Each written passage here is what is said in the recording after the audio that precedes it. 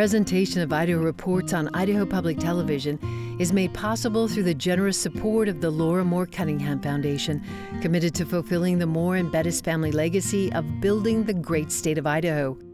By the Friends of Idaho Public Television and by the Corporation for Public Broadcasting.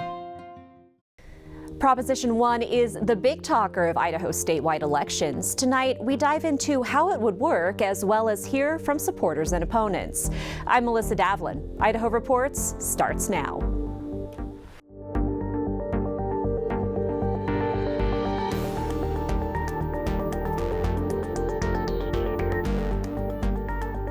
Hello and welcome to Idaho Reports. This week we dive into Proposition 1, what it would do, what it might cost, and what supporters and opponents are saying. Then Luke Mayville, spokesperson for Idahoans for Open Primaries, and House State Affairs Committee Chairman Brent Crane join me to discuss their thoughts on the initiative. But first, here's an overview of how the two parts of Proposition 1 would work. We asked Secretary of State Phil McGrain to give us more details on the mechanics of the proposed top 4 primaries and ranked choice voting, as well as input from supporters and opponents. We should note that the Secretary of State's office is remaining neutral on Prop 1.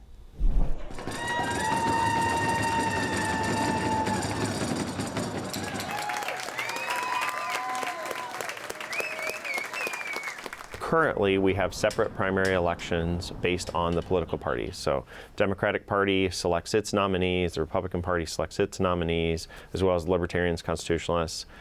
Independent candidates right now skip forward and they just go and appear on the general election ballot.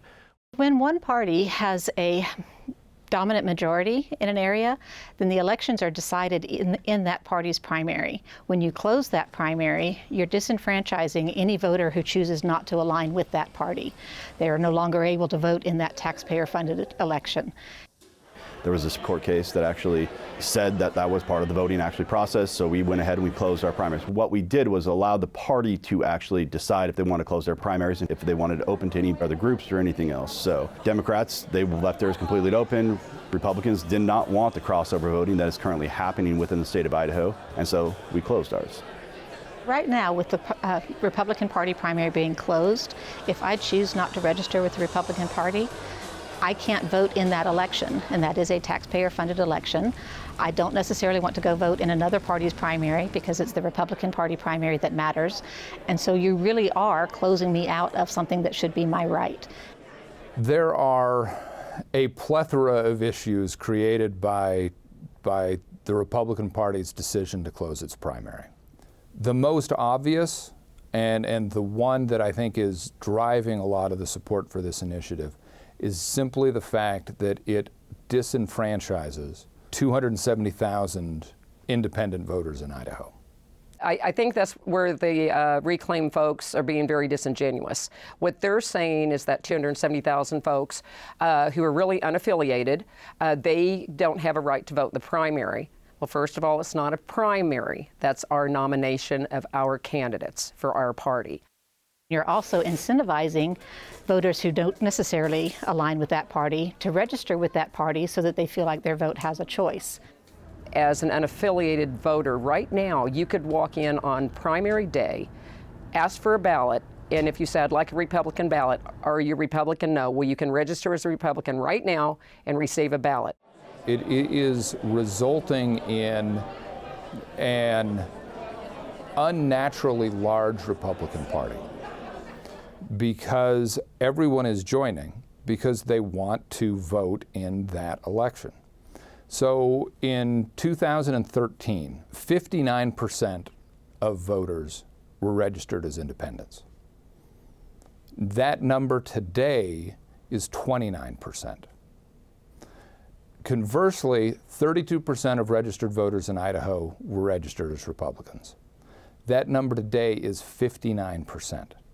There has been a massive shift in Idaho from independents to Republicans. These are people that don't have any particular allegiance to the Republican Party. Obviously, there was a concern when they originally went to the closed primary. And Sure, it's going to always happen. You know, that actually happened when Rush Limbaugh started Operation Chaos to switch over and try to mess around with Hillary Clinton's race. But, you know, that was something that's been going on for a long time.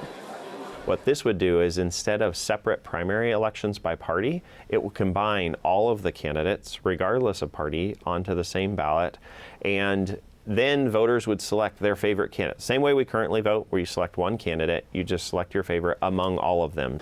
It opens the primary so that everyone can participate. It does that by creating a nonpartisan open primary. They're not being truthful that this is just an open primary. No, this is it's a whole different ball game. I mean, there's multiple different primaries around the country. But this one is a jungle primary, or blanket primary, as it's also been referred to. In Alaska, in the jungle or blanket primary, there were 48 candidates. When I looked at that ballot, there's a few that I recognize, but how do people, how does the public at large screen that many candidates? How do they know where they all stand? It's just a hot mess. It is just a hot mess. From all of those candidates combined, the top 4 vote getters would advance to the general election. It is a conservative state, and it is a largely Republican state. Democrats have actually been pushing this across the country in areas that they want to try to secure more liberal policies, getting more Democrats elected. That has been their end goal. What they don't want is they don't want to go in and not really feel like they have a say. That is, their say is their person they're pushing forward. If their person they're pushing forward is saying something that's going to grasp voters in the general election in a broader way, then they have a shot, because there are Republicans on all sides. If you have a top 4 primary election, you're probably going to end up with 2 or 3 Republicans in the general, probably 3 for most elections. So if you end up with 3 Republicans and 1 Democrat in the general election, you can imagine a scenario where the Republican vote gets split and a Democrat wins with a minority of the total vote. And I would suggest that that would be a poor outcome. It's not reflective of the desires of the electorate as a whole, so that's not what we want. In order to avoid the vote splitting problem, the general election will use ranked choice voting. These 4 candidates that advanced forward, voters, instead of just picking their favorite candidate, which is what we're accustomed to now, would actually have the opportunity to rank each of the candidates based on preference. So your first candidate, just like you would normally, you would pick your favorite candidate, but then you would also be able to put in order of preference the remaining candidates that you would choose. So instead of just seeing, you know, 1 oval next to each name, you would actually see 4 ovals next to each name, and more of a grid pattern that voters would complete in terms of making that selection. And at that point, I get to express my preference in order so that the ultimate winner has support from a broad range of voters. When votes are counted, everyone's first place vote is counted. If someone gets to 50%, then that person is the winner. If nobody gets to 50%, then you remove the least popular candidate. And if I'm a voter that voted for that candidate, then my next vote counts. Subsequently, if no candidate got a majority of votes, we would go through multiple rounds using those ranking systems to find an ultimate selection to determine who the winner was. It is very difficult. And you've got to remember, we've got an aging population all across this nation. Most people have been voting for 50 years. The guy or gal with the highest number of votes wins. And now we're going to do this. And it really does disenfranchise a lot of seniors. They're just not going to go in and do it. It's really not confusing. We do ranked choice voting all of the time. I got really good at it during the pandemic when the supply chains were messed up, because you never really knew what was going to be on the grocery store shelves. And so it's like, please go to the store and buy this. If that's not available, buy this. If that's not available. And so we do it all the time. So it's really not that hard. I served as the county clerk before this role. My background was in the actual process of doing the vote counting, getting the poll workers trained, setting up the polling locations. That's done county by county. And it really fits us well because we have Ada County that has 300,000 registered voters, and we have Clark County that has less than 350 registered voters. And the systems that they use are different. Clark County hand counts their ballots because when you only have a couple hundred votes to count, you can do that. Ada County uses sophisticated machines at each of the polling locations because, again, when you have 300,000 things you have to work through, that's more of a process. And then all of the counties report up to our office, and we're just adding all of the results. That would change under Proposition 1. It really would force more of a statewide system. Right now, counties select what voting systems they use. We have 2 different vendors that work in the state, plus we have 6 counties that only count by hand because of their size. And so this would force those smallest, the Clark counties, would have to get equipment because there's no way for them to feed into the process without voting equipment. So that's a big change. Plus every county would need to be on the same system, which is not, even counties that have the same vendor don't necessarily use the same system. It's really tough to divine what it would cost. The range that we've seen is between $25 and $40 million. And the basis for that is looking at what we've already spent on the equipment we have today. There's going to probably be more cost in training. Here we have Custer County that uses paper ballots. Now that's going to be just a shell shock to a lot of these, or Clark. I mean, there's a lot of rural counties that just don't want to go there, but they're going to be forced to. I think we shouldn't be using machines at all, and that is what would be required if we go to a ranked choice voting system. This is the thing that we have to get right. This is the most fundamental right that we as Americans, that we in Idahoans have. And if it requires some upfront expense, then you do it. You could get sold on an idea of an open primary.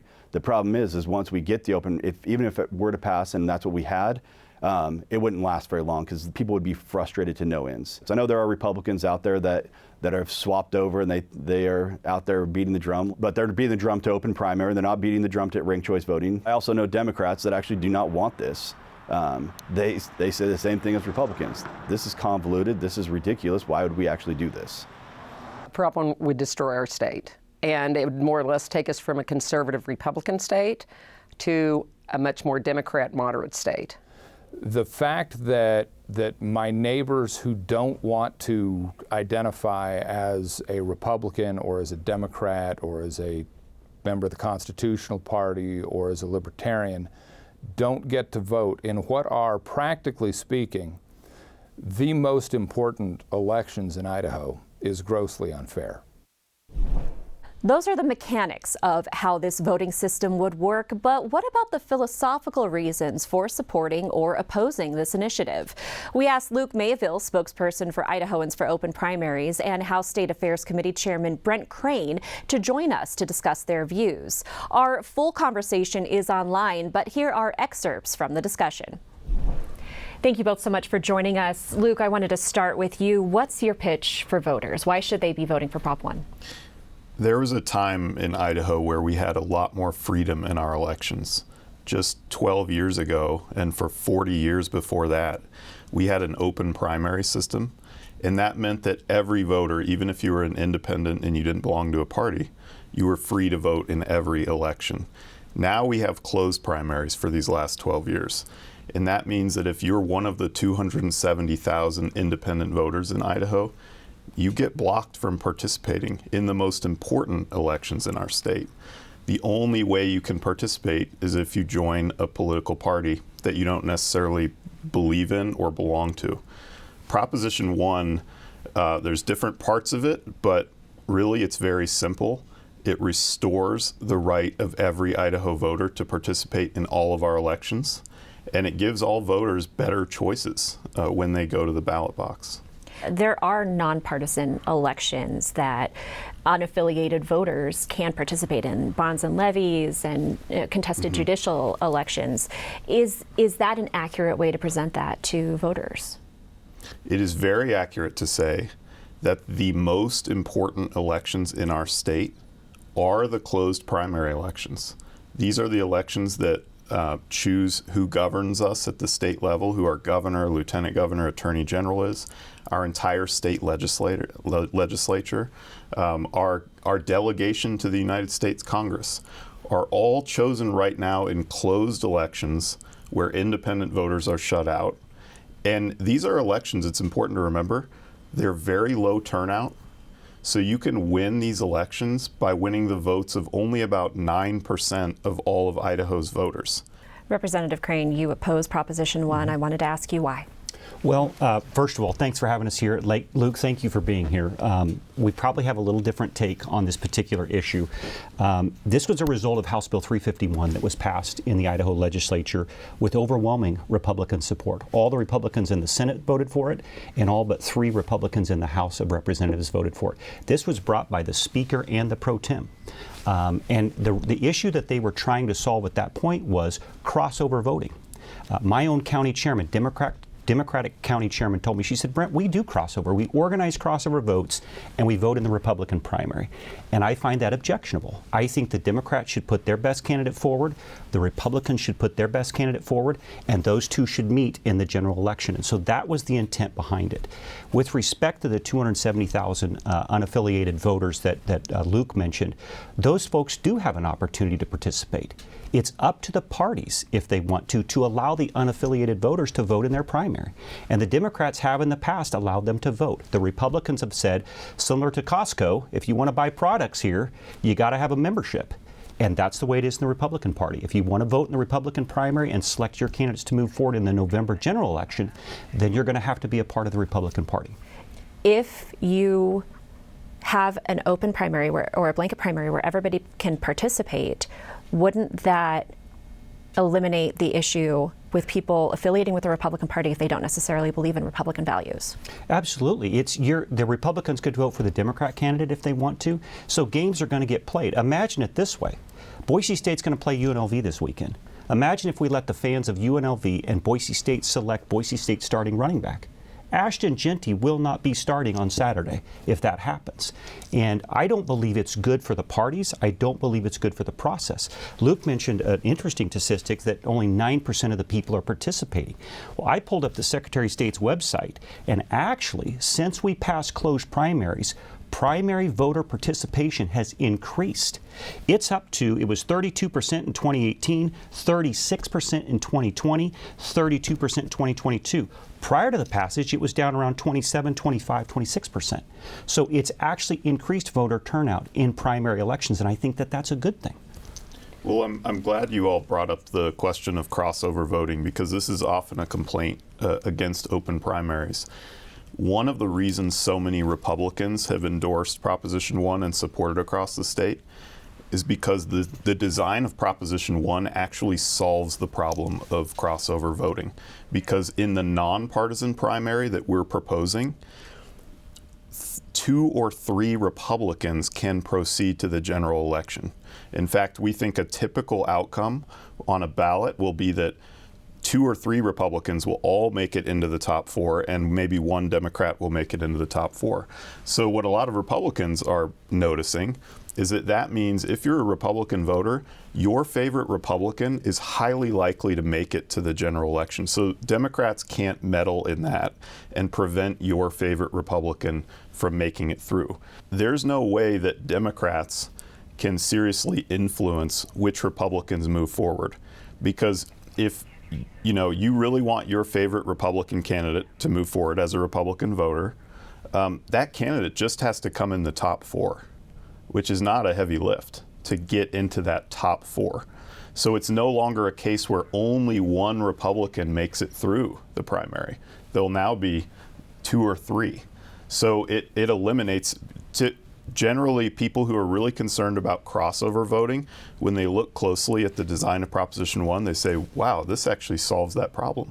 What I'm trying to figure out is what the problem is they're trying to solve. So I've sat on the State Affairs Committee for 18 years. All these type of issues come through State Affairs because they're election issues. But no one has ever brought a bill to deal with this issue. And so I'm trying to figure out Luke, what issues you're trying to solve? Is it the 270,000 disenfranchised voters? Is that your concern?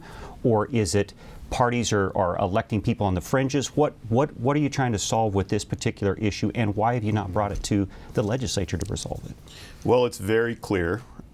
It's 270,000 independent voters getting shut out of Idaho's most important elections. And then really the flip side of that same coin is that when you shut out that many voters from participating, you end up electing candidates who don't represent the broader community and therefore are not accountable to all the voters.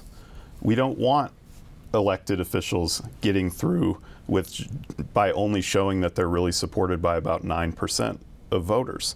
We want elected officials ideally who are supported by over 50% of voters. The Vote Yes on Prop 1 campaign has spent a lot of its energy sending that message about the importance of an open primary. In your opinion, why isn't the campaign focusing more on the ranked choice voting portion of it? Well, this gets to Representative Crane's last question, what that core problem is we're setting out to solve. It really is the problem of the closed primary that we're setting out to solve. So open primaries is the core component of this. And we strongly believe that the best way to open the primary, the best way any state has done it, is this system based on what they've done in Alaska, where they create a top 4 open primary. Now, but if you want to do a top 4 open primary, you need something like ranked choice voting, because you need a way to prevent the vote getting split 4 ways. Because if you let's say you just took out the ranked choice voting part and only had a top 4 primary, you could end up with 4 candidates on the general election ballot, splitting the vote 4 ways so that the winner could only have 26% of the vote. Did you want to respond? Well, I think what concerns me, Luke, first of all, you didn't bring it to the legislature. These are complex issues, and it should be, in my opinion, this should be something that should be dealt with at the legislative process, not through the initiative process. So because these issues are complex, a lot of times it's good to have individuals that have expertise on them to sit down and look at it. If there's something that there needs to be solved, then we need to address it. But I'm telling you, in 18 years, no one's brought this bill forward. I've only been chairman for 4 years, but no one said, hey, independents are unhappy. If they are, I would point to why is the primary participation numbers increasing? If it's all about voter turnout, we're accomplishing voter turnout. There is more voters voting primary election-wise percentage today than there's ever been. If it does pass, will you work to repeal it in the legislature? 100%. Yeah, you got to remember, Citizens Initiative passed a number of years ago term limits on legislators. You know who led the charge to repeal that? Bruce Newcomb. The Speaker of the House. The Speaker of the House, who is now one of the leaders of trying to get this initiative. And Bruce was right. I've been there 18 years. Do you know how many people are still serving 18 years later that started with me? 1, Mike Moyle. The turnover, he was right. The turnover happens naturally. But that's a different issue. It is a different issue. But I'm saying there's not a problem. Voter participation is increasing under the closed primary system. You may not like who the voters are sending to the Capitol. That's a totally different discussion. But I don't think that this is going to solve the problem. It's going to make it worse. There's a comparison to term limits. It did take several years before the legislature repealed the term limits initiative. So it's a little shocking to me, to be honest, to hear so many legislators across the state saying, I don't care how the voters decide on this issue. I'm just going to turn around and repeal it the next day. Will of the people be damned. That's not how we're supposed to do things in Idaho. We have a citizen initiative process that our Supreme Court just 3 years ago called a fundamental right of the people of Idaho. They put it on the same level as the Second Amendment. It's a fundamental right of our citizens. So for legislators to just say, we don't care, the majority of the people who we're supposed to serve can stand up and say, we want to do things differently, but the legislators are just going to ignore that will of the voters. That's not how the system's supposed to work. That's not having a basic level of respect for the tax-paying citizens of Idaho. Citizens are being lied to, Luke. What you guys are putting, the information, the numbers you're putting out there, you did it on Medicaid expansion and you're doing it again. It's not accurate information. Honesty is important. Integrity is important. And this campaign is being funded by out-of-state interests that want to fundamentally change Idaho's election process. And Idaho has a good election process. It is working. Participation is up. But you're funded by out-of-state money. And they're trying to change the way we do things because they don't like the outcomes of the legislature. And so legislators are saying, because people are being lied to, they're not being told the truth. They're not being told the full story. You're doing two things in this initiative, not one. It's all been about open primaries. You're changing the primaries because if you don't get the result you want in the primary, our backstop is ranked choice voting in the general election. I think it's going to be unconstitutional. I think the Supreme Court would say, that's two different subjects. We can't pass two subjects. If it's unconstitutional, you as a legislator ought to leave it up to the Idaho Supreme Court to figure that out. You shouldn't turn around and repeal it. You should leave it to the court to figure out if it's unconstitutional. The idea that we're lying to the public is just false. The court, this has just now been litigated in a district court in Idaho because the Attorney General claimed that our volunteers went out there and deceived voters. The court looked really closely at all the evidence provided by the Attorney General that we were somehow being deceptive. The court concluded that actually all that evidence shows that the campaign told the truth.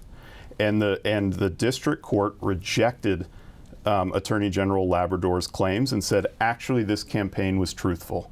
So to be told, to have to sit here and be told that I've been lying to the people of Idaho, that over 2,000 volunteers have gone around and lied to the people of Idaho, it's insulting and it's not true. Okay, so we have been going out, just in the past couple weeks, I've been at about 20 town halls all across this state, talking with voters who agree or disagree all across the political spectrum, talking about every detail of this initiative. We're having a lively, robust conversation with the people of Idaho. So if the people of Idaho decide on November 5th to vote yes on Proposition 1, that should be respected. That should be respected by you and by the entire legislature. But if I'm told I'm buying a thoroughbred and I get a donkey, but I've been told it's a thoroughbred, I'm being lied to. You're saying 270,000 voters can't vote. That's not true. They can affiliate with a party and vote if they want to. It's their choice. Second of all, in your ad, you guys are saying that corporate interests close the primaries. That is patently, blatantly false. You're saying that that voter participation is down. It's up. I got the Secretary of State's website to prove it.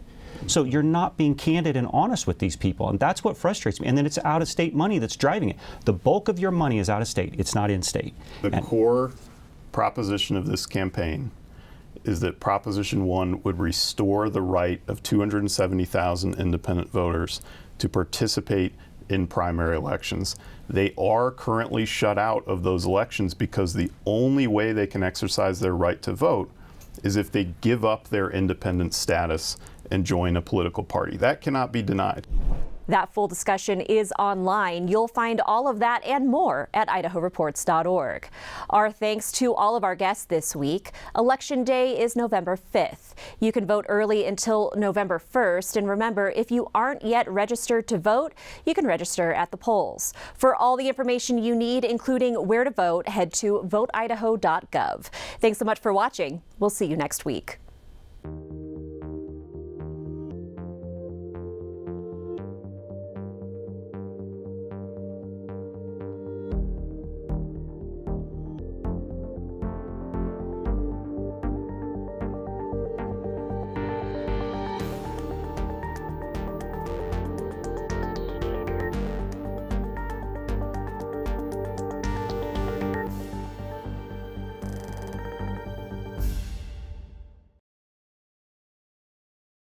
Presentation of Idaho Reports on Idaho Public Television is made possible through the generous support of the Laura Moore Cunningham Foundation, committed to fulfilling the Moore and Bettis family legacy of building the great state of Idaho.